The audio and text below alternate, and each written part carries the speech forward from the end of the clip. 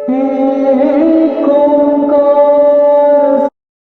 ओंकार सतनाम करता पुरख निर्भव निर्वैर अकाल मूरत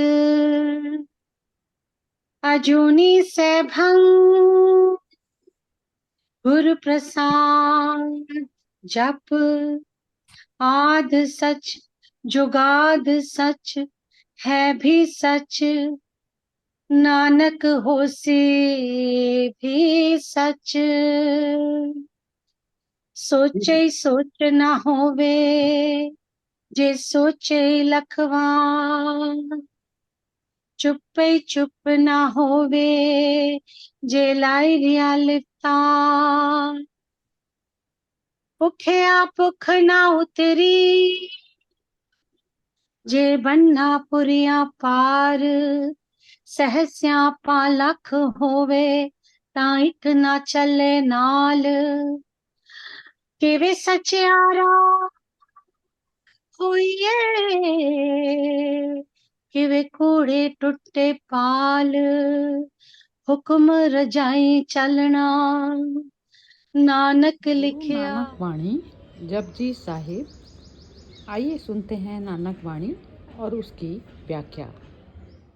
तो 2 में क्या बताया था कि कैसे हव में से बाहर आना है। वो हुक्म रजाई चलना, हुक्म में चलेंगे तो हव में से मतलब अहम, अहम की दीवार कैसे तोड़नी। तो वो था हमारा पौड़ी नंबर 2 में।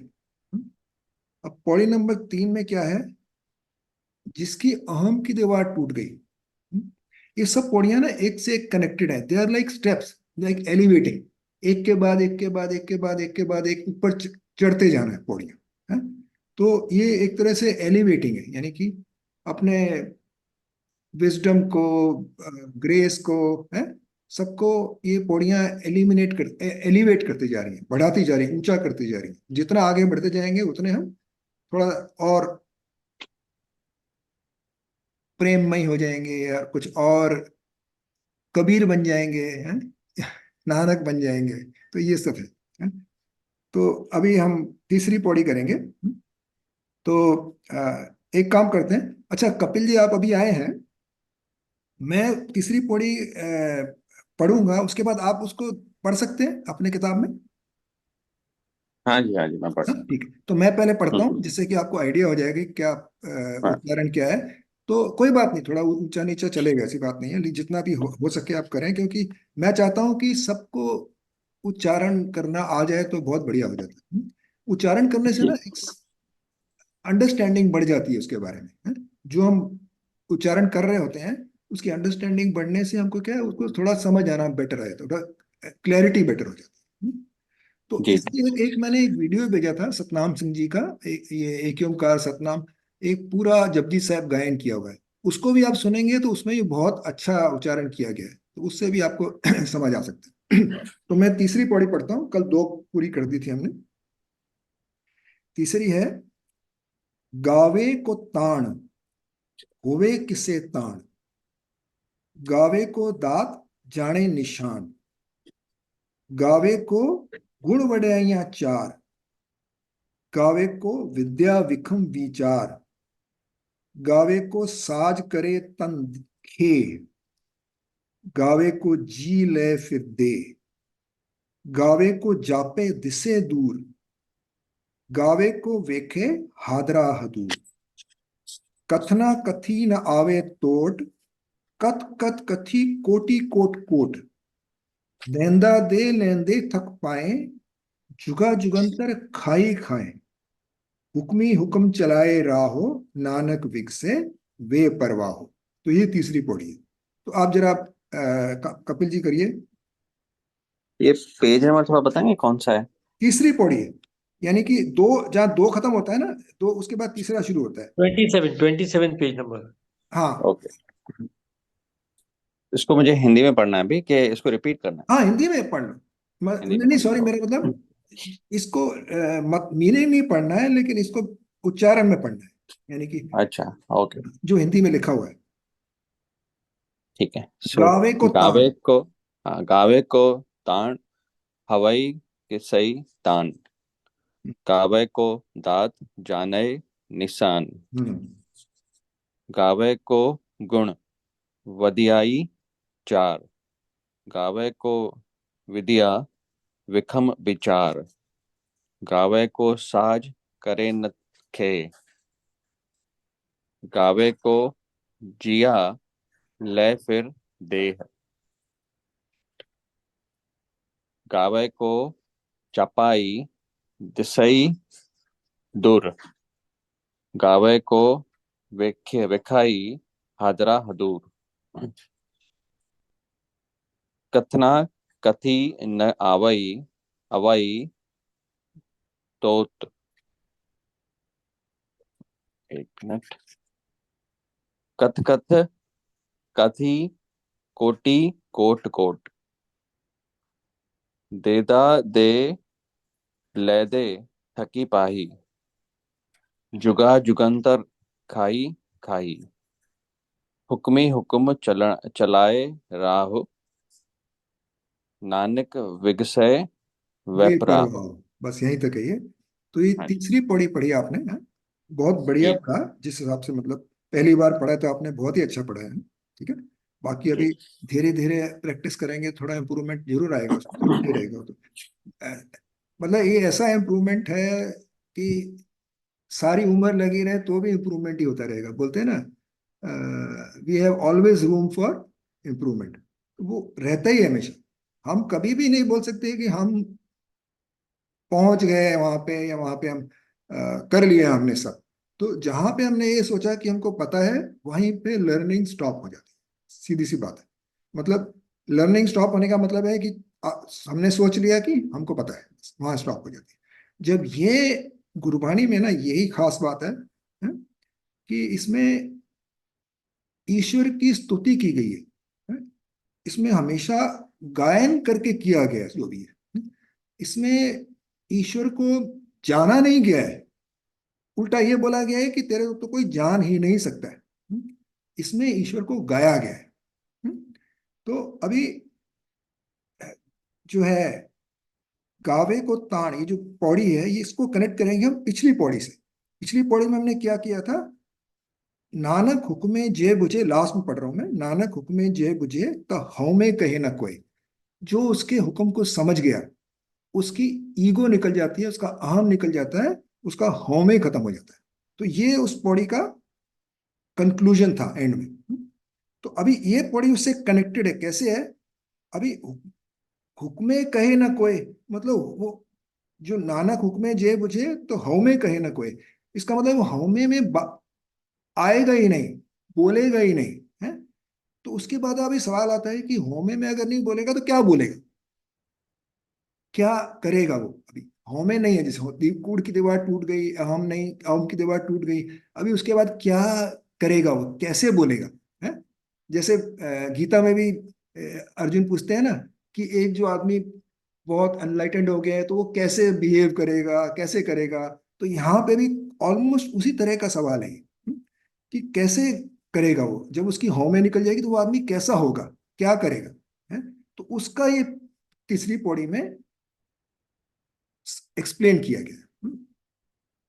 तो वो क्या करेगा? गाना शुरू कर देगा, यानी कि मतलब गायन में आ जाएगा। जैसे ज्यादातर आपने देखा होगा गुरुद्वारा में कीर्तन चलते रहते हैं, मतलब गायन ही चलता रहता है। आप वो अमृतसर जाएंगे तो सुबह से लेके शाम तक गायन ही गायन चलता रहता है, और कुछ नहीं होता। कोई किसी का कोई मतलब नहीं समझाता है, कोई कुछ नहीं करता है, सिर्फ गायन ही गायन चलता रहता है, सारे पाठ चलते रहते हैं।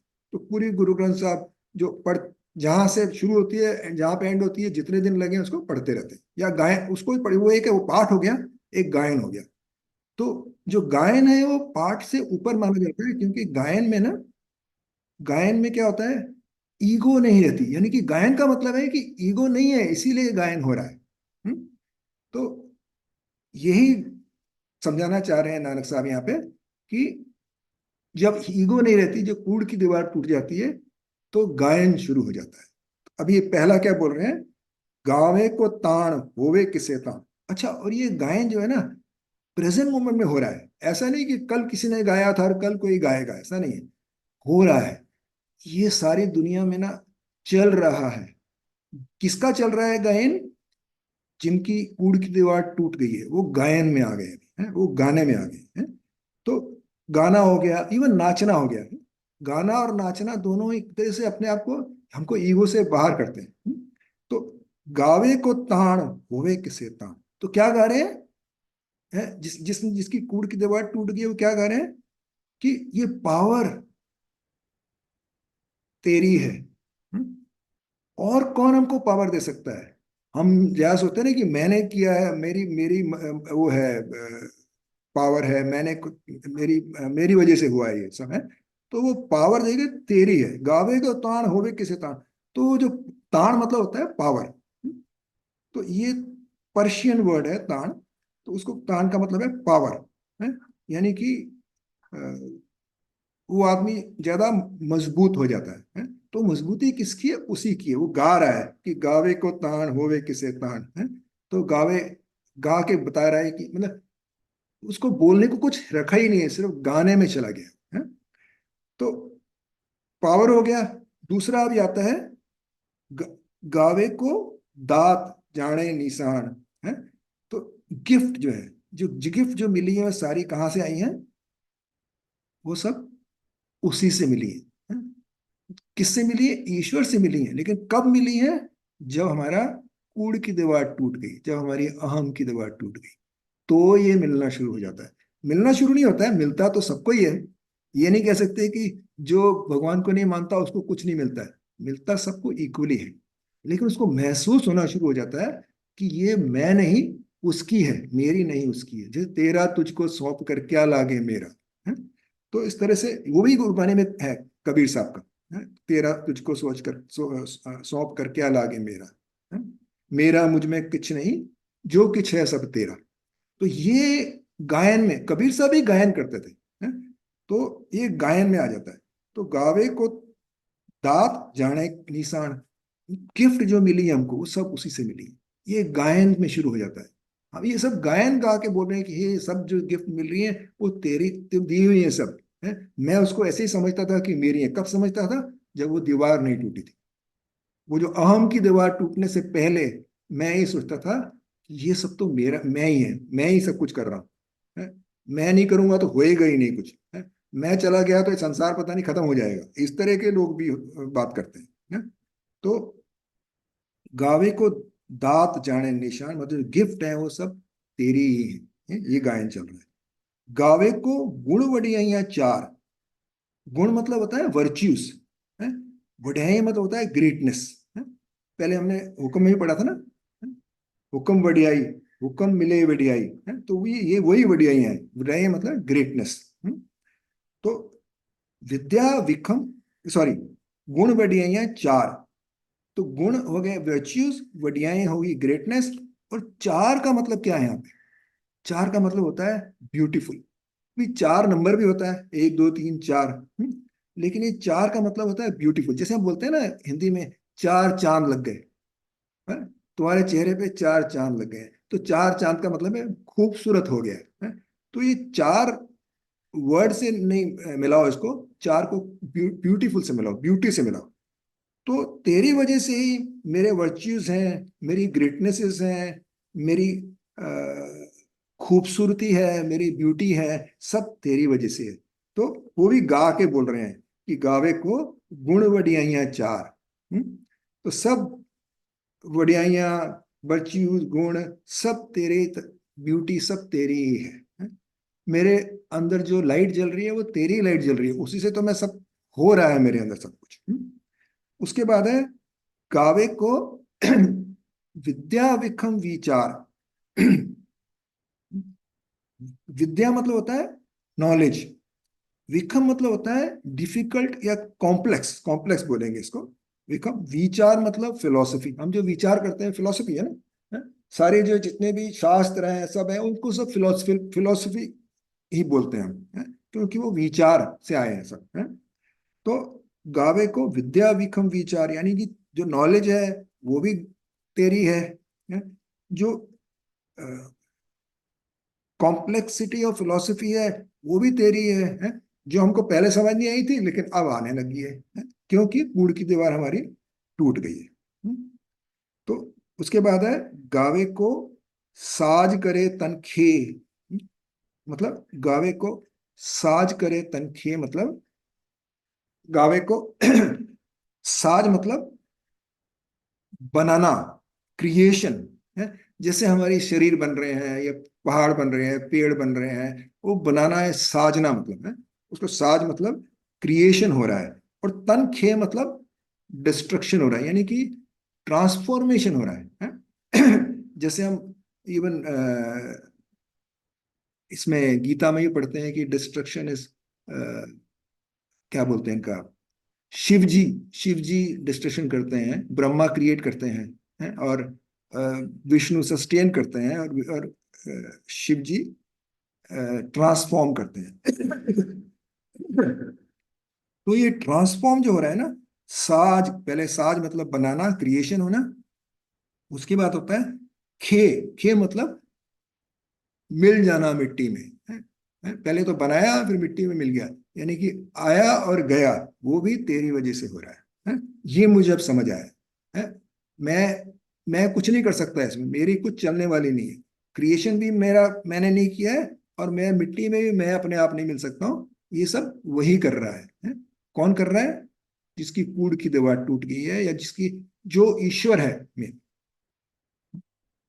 ईश्वर को तो खैर समझा ही नहीं जा सकता, क्योंकि आप आगे जाके पढ़ेंगे इसमें कि ईश्वर को कभी भी समझा नहीं जा सकता है, उसको हम बहुत कम जानते हैं। तो अभी साज करे तनखे हो गया, तो एक और कर लेते हैं, गावे को जी ले फिर दे। तो पूरी नहीं करेंगे, यहां तक करेंगे, गावे को जी ले फिर दे। जी हमने पढ़ा था ना, वो हुक्मे हुवन जी, ये वही जी की बात कर रहे हैं। उसके हुक्म से हमारे अंदर जी आता है और जीव जाता है? तो ऐसे ही जीव जो है हमारे अंदर, पहले आप देता है, गावे को जी ले, पहले मतलब देता है और फिर वापस ले लेता है? यानी कि वो जीव जब निकल जाता है तो हमारा बल्ब फ्यूज हो जाता है? जैसे फ्रिज में से अब स्विच ऑफ कर दिया तो फ्रिज एकदम गर्म हो जाएगा, ठंडा नहीं होएगा, ऐसे ही हम पंखे का स्विच ऑफ कर देंगे, वो घूमना बंद कर देगा। तो इसी तरह से हमारी बॉडी भी काम करना बंद कर देगी, क्योंकि उसका स्विच ऑफ हो गया, यानी इसका जी नहीं रहा उसके पास। तो ये जी जो है ना, जी आत्मा से अलग है, अहम से अलग है, प्रकृति से अलग है। प्रकृति में तो पांच तत्व हैं, लेकिन जो जी है वो जीव है। जो जीव जिसके अंदर है तो वो जिंदा है, नहीं है तो वो मुर्दा है। ये हम समझते हैं इसको ऐसे। तो तो ये भी गा रहे हैं हम, गावे को जी ले फिर दे। तो वो गावे कोई मतलब वही वही वो जी ले रहा है और वही दे रहा है? हमारा उसमें कोई बस नहीं है? हम अपनी ईगो से समझे कि हम तो ये करेंगे तो ज्यादा जिंदा रह जाएंगे, या नहीं करेंगे तो मर जाएंगे, या कुछ जो भी है, जो भी हम सोचते हैं, हम उसको, ये जब कूड़ की दीवार टूटती है तो वो सब सोच खत्म हो जाती है, सब कुछ वही है? ये कूड़ की दीवार टूटने के बाद का सिनेरियो है। तो this the way we understand कि कूड़ की दीवार के बाद, काट पीटने के बाद क्या होता है? तो जी ले फिर दे के बाद मैं यहाँ पे जरा रुक रुक जाता हूँ, तो पूरा बहुत लंबा हो जाएगा, टाइम भी हमारे पास कम होता है? तो अभी इसको हम आपसे भी समझते हैं कि आपने कैसे समझा इसको, है? तो आप कौन बोलेंगे? विनोद जी आप बोलेंगे पहले, या किसको पहले जाना है? तो आप कपिल जी, आपको जाना है पहले? जिसको भी अगर जल्दी है तो वो पहले बोल देंगे तो अच्छा रहेगा। जी सिंह साहब, मेरे को अभी इमीडिएटली निकलना पड़ेगा क्योंकि मेरी कॉल स्टार्ट हो गई है 9 बजे की। अच्छा, कोई बात नहीं, कोई तो बात मैं भी कल मैं ज्वाइन करके मैं बताऊंगा, नो बट प्रॉब्लम, नो मैं अभी प्रॉब्लम, नहीं आप पर। हाँ जी, रिकॉर्डिंग सुन लेना चाहिए तो आप। हाँ जी, हाँ जी, हाँ जी, हाँ, जय श्री कृष्ण। कोई बात नहीं, जय श्री कृष्णा। अच्छा, अभी विनोद जी आप बताएंगे। हाँ जी, वही मतलब जैसे इसमें कहा है कि मतलब वो जो पहले भी था, मतलब कि अहंकार जब टूट जाता है हम्म। तो सब चीजें क्लियर हो जाती हैं। हम्म। और इसमें ये दूसरा एक चीज अच्छी लगी कि जो लास्ट वाला सेंटेंस है, जिसके अनुसार चलकर आनंद भरपूर जीवन व्यतीत कर सकते हैं, मतलब अहंकार टूटने के बाद मतलब इंसान जीवन अच्छे से व्यतीत कर सकता है। बिल्कुल एकदम हाँ, परफेक्ट। वो एक जो लास्ट वाला सेंटेंस सबसे बढ़िया, नानक वक्त से बेपरवाह हूँ, मतलब हाँ, बेपरवाह। वो अभी किया नहीं हमने, वो अभी हाँ, भी, किया नहीं, लेकिन मतलब हाँ, इसका विकसे वे सारांश प्रभाव है। लास्ट में बहुत जबरदस्त सेंटेंस है। ये जो सारांश है, मतलब जो हम लोग पढ़ रहे हैं, मतलब जो जिसके गुणों का वर्णन करना अनंत है, और हम्म परमात्मा उसको दिखाई नहीं, मतलब जो हमको दिखाई दे नहीं दे, लेकिन there is some divine force behind us, तो वो हम्म हमको मान के चलना है। हम्म, और उसी के हुक्म से सारी चीजें हो रही हैं, जो हमारा कार्य हो रहा है वो उसी के हुक्म से हो रहा है, तो उससे भरोसा रखना है। और उसका ज्ञान, मतलब उसका जप करेंगे और उसको ध्यान में रखेंगे, तो सब चीजें सही होंगी और सही तरीके से जाएंगी। और अहंकार को छोड़ देना है, बस वही मुझे समझना है। धन्यवाद। बिल्कुल बहुत बढ़िया समझ में आया। यही तो बोला है और कुछ नहीं बोला है, जो आप बोल रहे हैं यही बोला है, और कुछ नहीं बोला है, एकदम सही बताया आपने। तो अभी मोना जी आप बोलिए प्लीज। हाँ जी। ये मतलब वही, मतलब ये मैंने भी देखा है, ये मतलब ये जो इंसान कई मतलब उनको ये लगता है कि मेरे बिना ये काम नहीं होएगा, मैं नहीं होऊंगा कल को तो ये काम ऐसे होएगा। किसी के बिना मतलब काम नहीं रुकता, सारा कुछ प्रकृति अपने आप चलाती है। मतलब जो समुद्र में जीव है, पशु पक्षी, सबको खाना पीना सब कुछ भगवान ने व्यवस्था करी हुई है। ये बिल्कुल अहंकार जब छूट जाए, मतलब कि मेरे बिना सृष्टि नहीं चलेगी, मेरे बिना कोई भूखा रह जाएगा, ये हो जाएगा, जब ये अहंकार छूट जाता है तो इंसान शांति से अपना वो कर सकता है कि वो चलाने वाला है, वो चला रहा है। जैसे प्लेन में बैठते हैं तो वो पायलट मतलब चलाता है, हम शांति से बैठे रहते हैं। बिल्कुल, बस बोल दिया। बहुत बढ़िया बोला आपने, हैं? मतलब यहां तक भी अहंकार नहीं करना है कि जैसे पेरेंट्स अहंकार करें कि मैं चला गया तो बच्चों का क्या होगा, है? हाँ। ऐसा भी होता है ना, मेरे बच्चे क्या करेंगे अगर मैं नहीं रहा तो बच्चों का क्या होगा। मैंने तो रियल लाइफ में देखा हुआ है मोना जी की, जिनके पेरेंट्स, मैंने ऐसे लोगों को जानता हूँ, मेरे रिश्तेदार भी हैं, जिनके पेरेंट्स उनके पैदा होने के 1-2 साल में ही चले गए दोनों। वो आज सब कुछ कर रहे हैं, उनका कुछ बिगड़ा नहीं है। तो हम ये सोचते हैं कि पालनहारे हम है, नहीं, पालनहारा तो वही है। वो ईगो की हाँ। दीवार जब टूटेगी तो ही समझ आएगा, है? नहीं तो नहीं समझ आएगा। फिर हम अपने आप को क्रेडिट देते रहेंगे कि मेरी वजह से हो रहा है, मैं नहीं करूंगा तो अच्छा। इसका मतलब ये भी नहीं निकालना है कि करना नहीं है कुछ, है? ये भी जरा हमने कल भी डिस्कस किया था। हम्म, करना अपना जरूर कर्म है, तो करना है। हाँ, अपनी तरफ से तो सब कुछ करना है, लेकिन जहाँ पे नहीं हो सकता है वहां सरेंडर कर देना है। तो ये सरेंडर ही बोलता है कि हमको हमारे रहने नहीं रहने से कुछ होने वाला नहीं, ये संसार तो वैसे ही चलेगा जैसे अभी चल रहा है, इसमें कोई फर्क नहीं पड़ने वाला है। तो हम ये सोचना बहुत जरूरी है। तो बहुत अच्छा है, आपने बहुत अच्छा समझाया, है? तो अभी अनामिका जी आप बोलिए।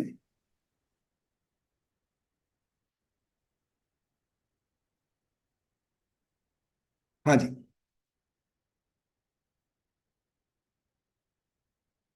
आपकी आवाज नहीं आ रही, अनम्यूट तो कर दिया आपने, आवाज नहीं आ रही आपकी।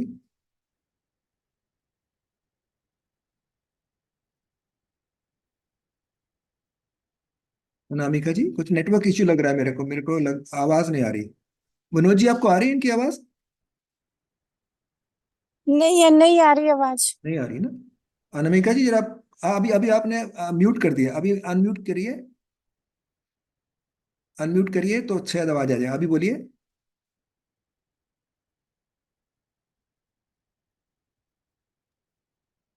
नहीं आ रही है, ओके, कोई बात नहीं।